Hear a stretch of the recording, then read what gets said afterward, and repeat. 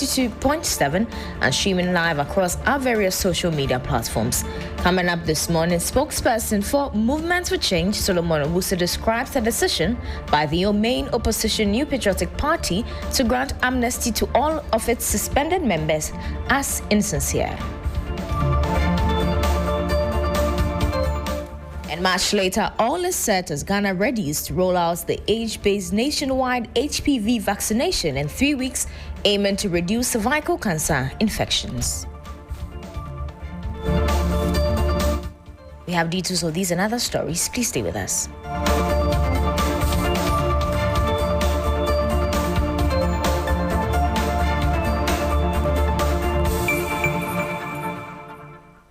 Thank you for staying with us. Now to the details. The Western Regional Police Command has arrested one suspect after a gang of armed robbers attacked a gold buying shop in Mohbahod district on Saturday, August 16. In a statement, the head of public affairs for the Western Regional Police Command, Superintendent Olivia Adiku, noted that the command has also launched a manhunt for other members of the gang who are currently on the run. The incident has left the community in shock. A group of armed men on Saturday broke into the Ochenso Nyame gold mine shop along the Mopo New Road, making away with unsolicited amount of money and valuables. Police have retrieved CCTV footage of the incident and have assured the public that the perpetrators will be brought to book and to made to face justice. We'll be following this and bring updates in our subsequent bulletin. But moving on, final funeral rites of the helicopter crash victims have been climaxed with a Thanksgiving service at the Christ the King Church amidst high-powered government attendance. My colleague Stanley Blair attended the mass and reports.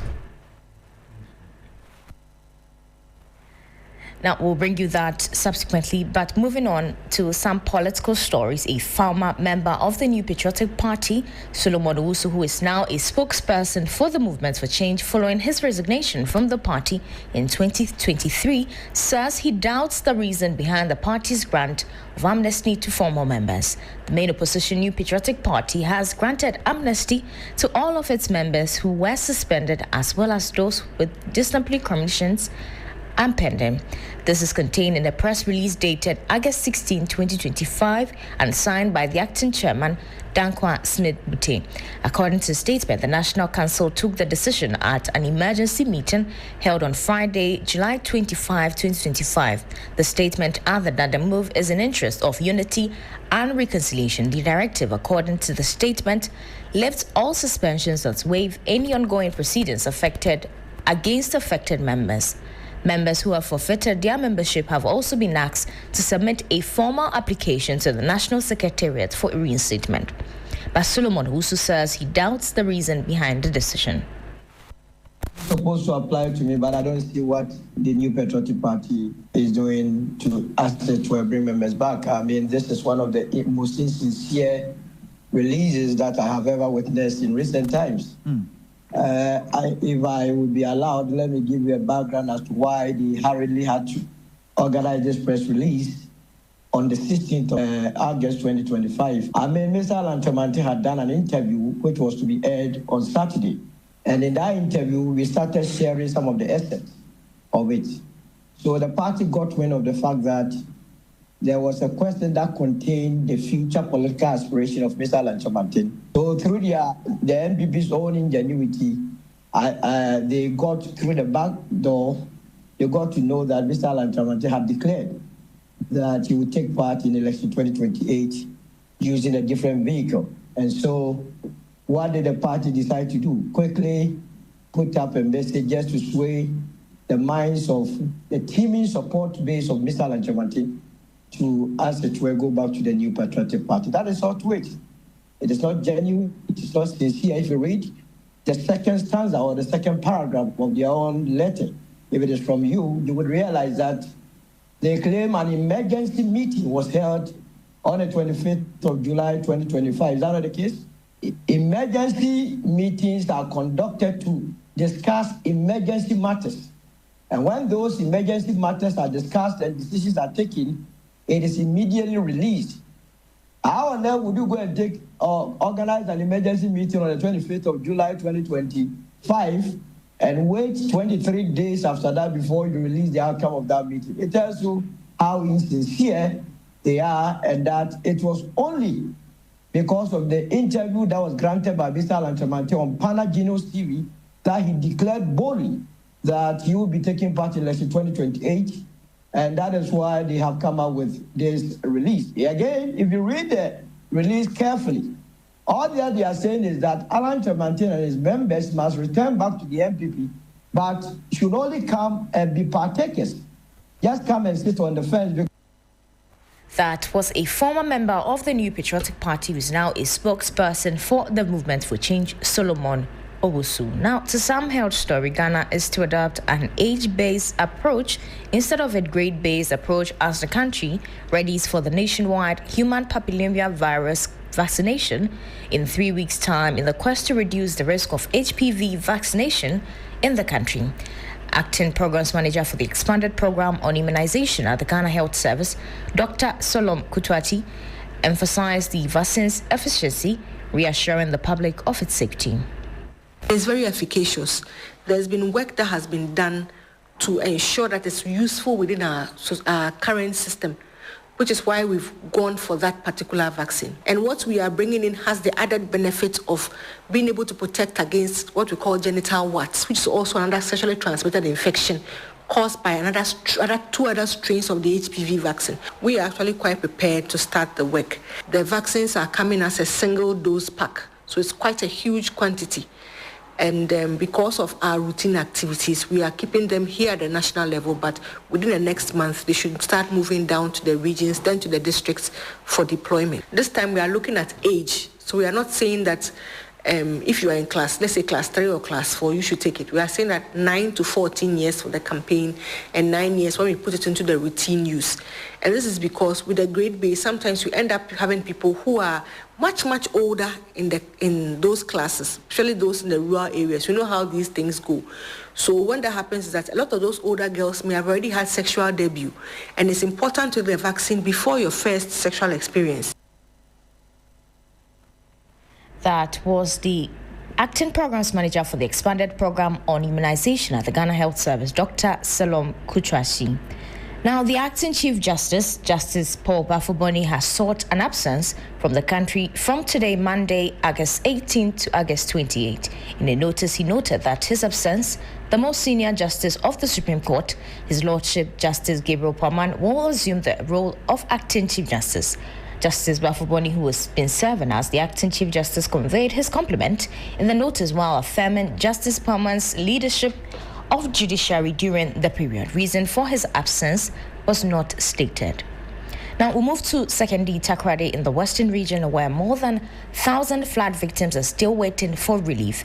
Despite the devastating impact of June 14 and 15 floods, the National Disaster Management Organization in the metropolis have been found to be empty, with no reliefs on hand. About 7,700 victims of the June floods in Sekondi Takoradi are yet to receive relief items due to a shocking revelation that the NADMO office inherited was empty with no supplies.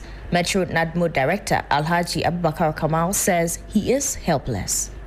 The flooding situation that occurred on the 14th and 15th of June 2025, at that time I've assumed office as the director. It affected over 1,700 people within this metropolis.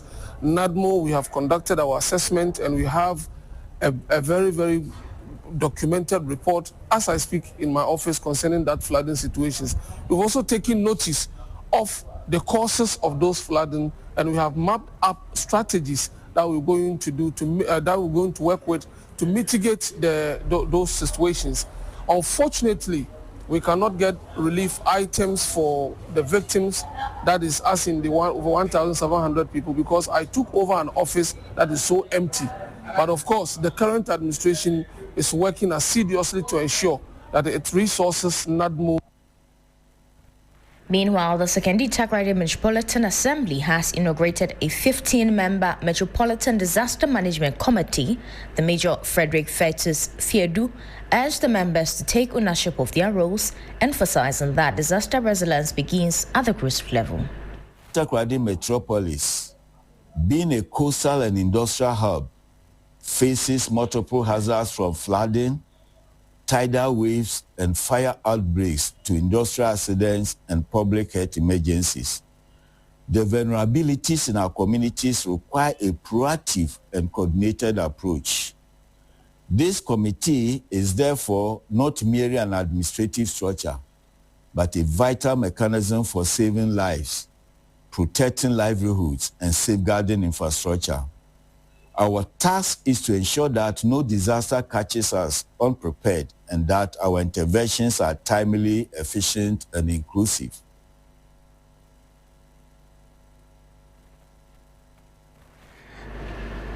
That you heard the voices of the Metro Nadmo Director Alhaji Abubakar Kamal and the Mayor Frederick Fetis Fiadu. That's our package for this morning. For more news, please check out on the website at 3news.com.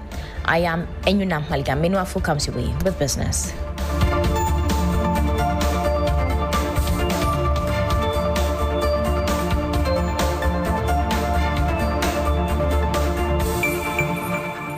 Sunrise on 3FM, the best in the morning.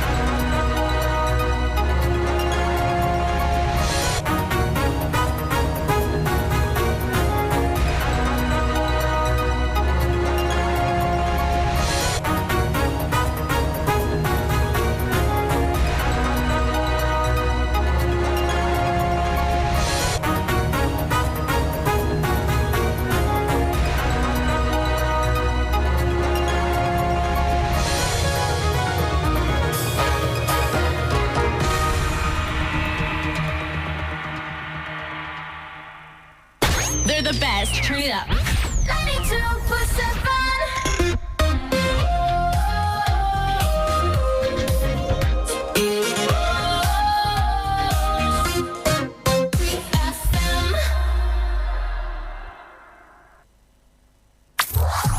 Your finest tunes in sync with a soothing voice. 3 Lounge with AJ. Are you tired of the same old routine? Need a break from the stress and chaos of everyday life? Well,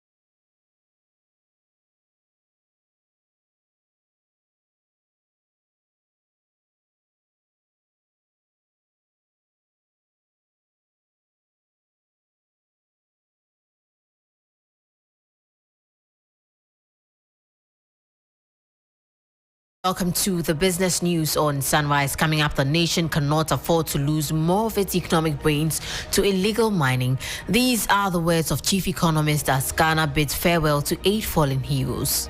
If we have anything to remember these words, we can say that it was when these people lost their lives that Galamsey became a thing of the past. And the expert warns tax-based mining regime not benefiting broader economy. We are not activating the forward-backward linkages between the natural resources and the rest of the economy, and we're relying on only taxes. Plus, Plus, government Treasury bill auction falls far short of target, raising just 54% of its goal. My name is Menu Afu. We'll bring you details of these and more shortly. Please stay.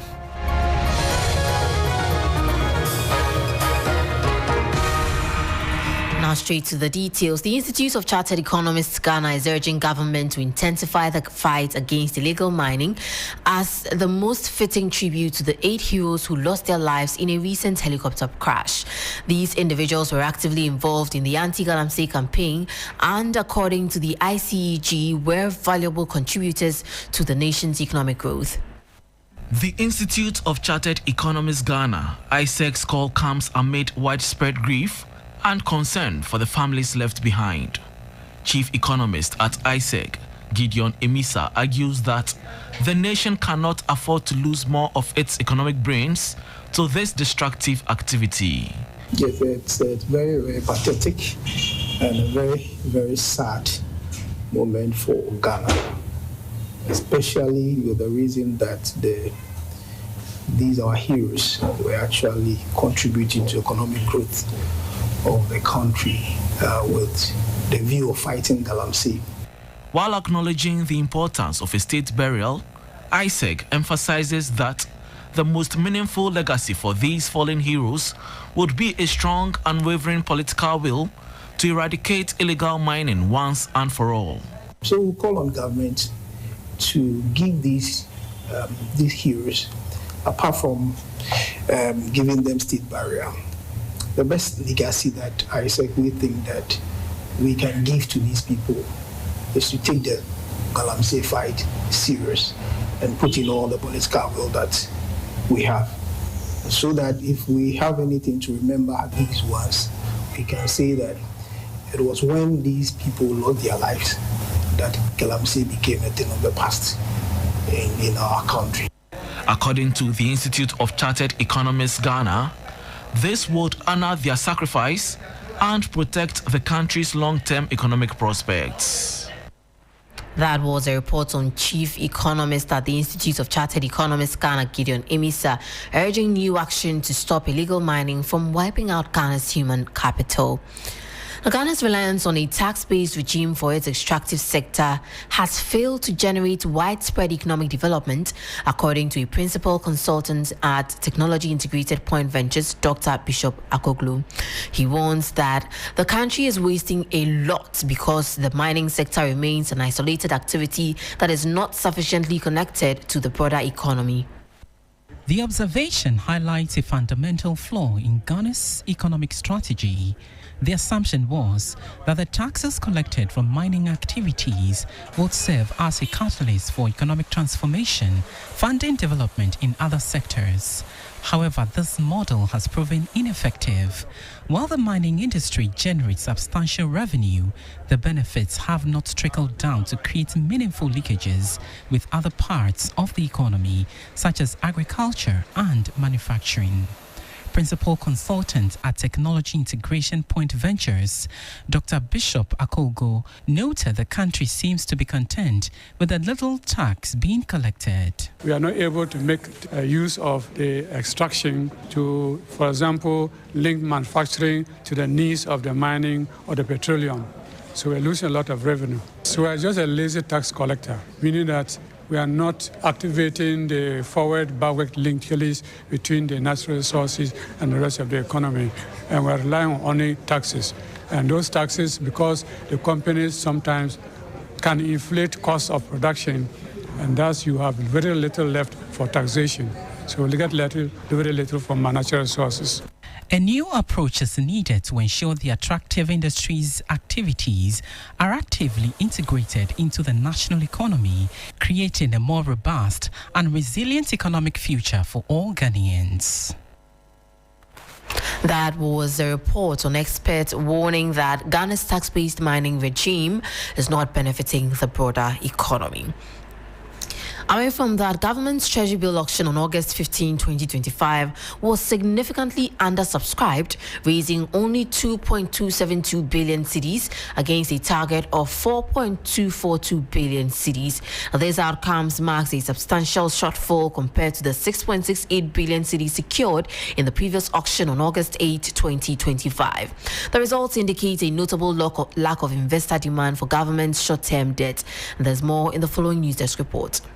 The auction offered 3 different tenors or maturities, with each experiencing varying levels of subscription.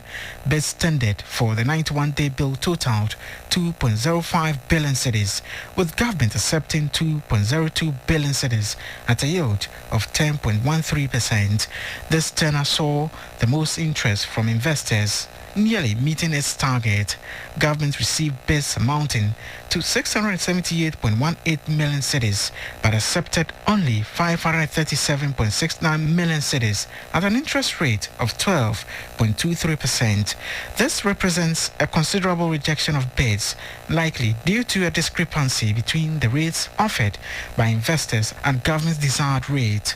Bids for this longer-term bill, the 364-day bill, amounted to 272.58 million cedis, with 167.66 million cedis being accepted at a yield of 13.08%. This was the least subscribed of the 3 tenors. The overall undersubscription suggests potential investor caution or a preference for higher yields than those government was willing to offer. The difference between the total amount sought and the amount raised highlights a challenging environment for government in meeting its short-term financing needs. You heard a 3 Business News Desk report on the Treasury bill auction witnessing significant undersubscription. Also, finance and tax expert Nelson Kujo Kwagbeji has attributed Ghana's recent disinflationary trend to a combination of disciplined fiscal and monetary policies. Kwagbeji specifically highlighted the government's decision to curb spending as a key factor in this positive economic development. First one has to do with government fiscal consolidation measures that they have embarked upon. Now, you realize that since 2022, we have experienced an overheated economy. And so government, upon assumption of power, decided to embark on a contractionary fiscal policy in order to cool down the economy. And so government decided not to spend so much, and that also contributed significantly towards the disinflationary pressures. The second factor has to do with the strict monetary stand taken by the Bank of Ghana. Bank of Ghana has used this monetary policy tool to absorb and drain excess liquidity from the system, and this has also contributed towards the disinflationary pressure. The third factor that contributed to the disinflationary pressure has to do with the stability of the Ghanaian cedi. You heard finance and tax expert Nelson Kujo Kwagbeji. Let's now shift your attention to entrepreneurs in Ghana's SME sector who say it's time to challenge the perception that investing in local businesses is both risky and unprofitable. While startups in Silicon Valley often take years to turn a profit, African ventures are demonstrating that necessity can drive efficiency and early returns. Operating with lean structures and direct-to-consumer models, many African startups are generating profits within months of launching. They are solving real-world problems with practical solutions, defying global assumptions about the pace of startup growth. But despite these gains, the local narrative remains largely pessimistic. Stakeholders say that must change. The risk of investing in startups is much less than what we have in the Silicon Valley, but we need to tell those stories, because if we don't back that with data as well, it wouldn't really help an investor to go ahead and make the investment, because they care about, putting their money where they would get an investment. There are growing calls for targeted investment in skills development to ensure long-term sustainability for these businesses. A lot of young people that complain that they finish school and they do not have jobs to do. Here is where skills development is really, really important. And we have some of the panel members who have been able to build successful businesses. They are entrepreneurs themselves, so they are able to guide young people as to the challenges that they may face and how to overcome them when they want to start up businesses on their own. So we feel that skills development is really crucial at this stage because the white-collar jobs are becoming very difficult to find. So entrepreneurship is now the order of the day. These issues were at the heart of discussions at the Next Gen Opportunities Forum 2025, an event bringing together young leaders, entrepreneurs, and creatives to connect ideas with real-world opportunities. And that was a report on Ghanaian SMEs making a case for investing in local businesses. Before we go, take a look at how the city is faring against major trading currencies and how some of our key commodities are also faring on the global market. On the interbank foreign exchange market, the dollar is selling at 10 cedis, 6 pesos. It lost 15 pesos. The British pound is selling at 14 cedis, 45 pesos. It lost 19 pesos. The euro is selling at 12 cedis, 47 pesos. It also lost 12 pesos. However, be guided that these figures could be higher at a Forex bureau near you. On the global commodities market, Brent crude is trading at $66.85 per barrel. Gold is trading at $3,338 per ounce, down by $1. Cocoa is trading at $8,278 per ton, up by $8.